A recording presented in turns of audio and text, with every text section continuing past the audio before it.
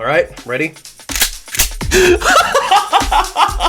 I don't care about your feelings. That was so off. You'd be left of Lenin. I can't believe you said that. Oh, jeez. You have no power here. What? Just two brothers. It's just two brothers. Let's move on here. We got to talk about Frances Haugen and the Facebook debacle, because that pretty much encapsulated this week with the news. So this last week there was a former Facebook employee. Her name is Frances Haugen, who courageously came out. Courageously. Sorry, I don't want to cut you off there, but I have some strong feelings about what's going on here. Yeah, so do I. Who courageously came out on 60 Minutes and told us something about the inner workings of Facebook and Instagram. Turns out that Facebook and Instagram is bad for you. Here that is. So, not physically bad for you, but mentally bad for you is where she was going. Oh yeah. They don't, reach out of the screen and, strangle you or something like that. Yeah, well, then she goes on to say that Facebook cares more about profit than they do about their customers. Oh, you don't say. Besides, because they don't attack disinformation hard enough. And we know by disinformation, she means conservative content. That's what that is. Hold on, I need to backpedal there just for a second. So she is saying that the CEO of Facebook, Mark Data Zuckerberg. You know where I was going with that, right? You know how he looks just like Data from Star Wars or Star Trek? They're saying that he doesn't have human compassion. He's literally a cyborg. I mean, that's the premise of the show. I mean, you know how he got the start of Facebook. You're telling me Mark Zuckerberg ain't the greatest guy? Oh, you don't say. You know what? I don't know that people know. I don't know. I think that has been kind of lost. That has been lost kind of in translation. What, that he completely stole Facebook? How Facebook came to be. He straight up stole Facebook. Yeah. Now, granted, he did build a large majority of the original the original software, and he did this with a group of people, and then he was kind of like, you know what? I'd rather have this be all mine. Yeah. That's why they sued him over it. And lost a lot of money. Yeah. So you're telling me he ain't a good guy? He cares more about money than, being ethical? Oh, I'm shocked. I have a story for you people. Facebook does not exist to not make money. It was literally done to make money. Absolutely, literally done to make money. So this shouldn't shock anybody, which is part of the reason why I think that this lady's a bit of a front, because that's not news. Before we get to that, let's talk a little bit more, because this led to her getting to testify in front of Congress. So let's hold on. While this information, this revelation, this whistleblower was coming out, Facebook had gone... This was when Facebook went dark for that 6 hours, and the people who are addicted to it absolutely lost their minds.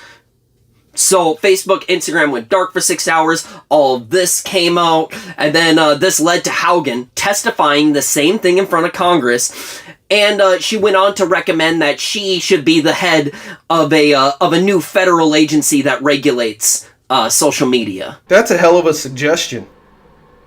I mean, you're definitely the person that we want to have be in charge of that. I think that I should be in charge of everything Mark Zuckerberg has to say. Doesn't and right there you've just perpetuated the idea of, I don't know how real this is. Well, I mean, because think about it from a corporate insider idea. You could literally have Mark Zuckerberg say, all right, the government's going to come down on us for this. I need you to go and be a whistleblower and say this and become the head of this organization. So then it doesn't really affect us. Well, I mean, I'm going to get into that in a second, but that is where you first saw that this might be a little bit shady. For me, it was the came out on 60 Minutes part. That was when I immediately said, oh.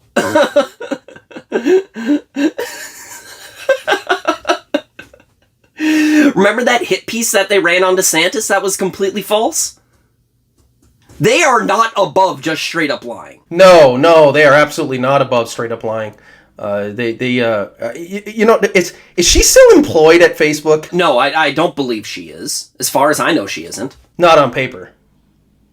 Did she retain her options? Who knows? It sounds like she might have a new gig running a new federal agency, so she gets to be Mark Zuckerberg's boss. Before we get into that, I think we need to talk about Haugen herself.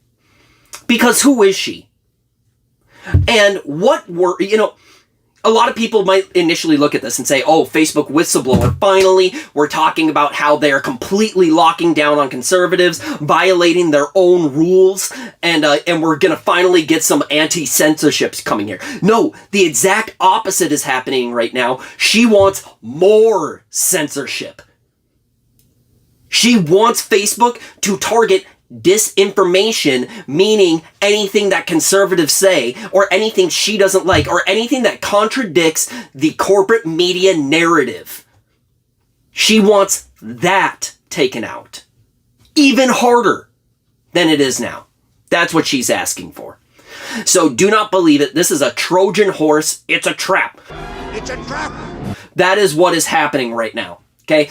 Especially when we look at who Frances Haugen is. And so let's dig into her, dig in a little bit more about her.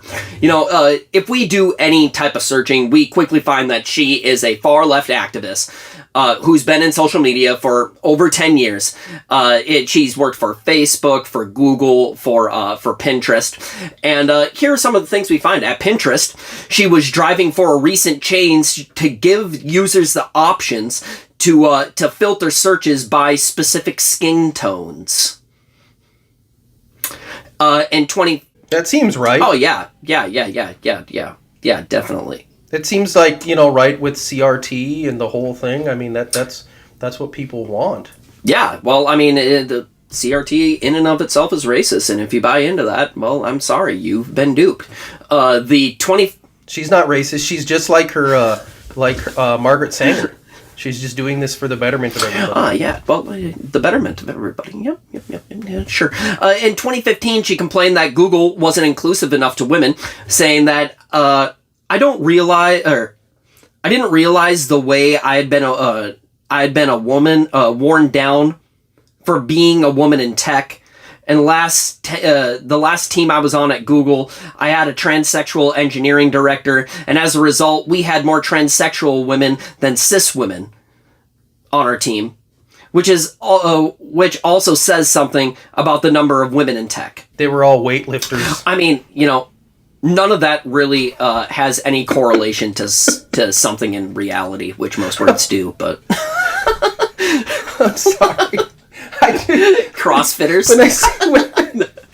I'm sorry. They're all Olympic weightlifters. I wasn't gonna, and then I did. Oh man. She went on to join Facebook in 2019 on the condition that she would be tasked with censoring misinformation and was assigned to a 200-person civic integrity team. Wait. 2019, she joined Facebook in 2019 on the condition she would be censoring. So I got a question then. So she's saying that Facebook hasn't done a good enough job censoring stuff. Right? Isn't that the basis of her whistleblowing? Isn't she the person that's the head of the 200-person team to be censoring? I don't know if she's the head, but she's certainly on the team, that's for sure. Well, it says she joined Facebook in 2019 on the condition she would be tasked with censoring misinformation and was assigned to their 200-person civic integrity team. So she is the person in charge of the team that censors misinformation, right? And then says that Facebook isn't censoring misinformation? Not hard enough. Was she going to get fired and this was the way that she was going to get out of it?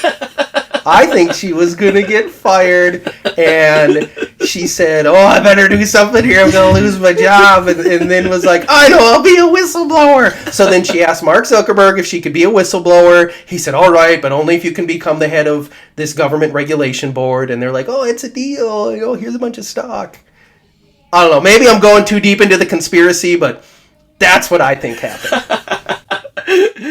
Well,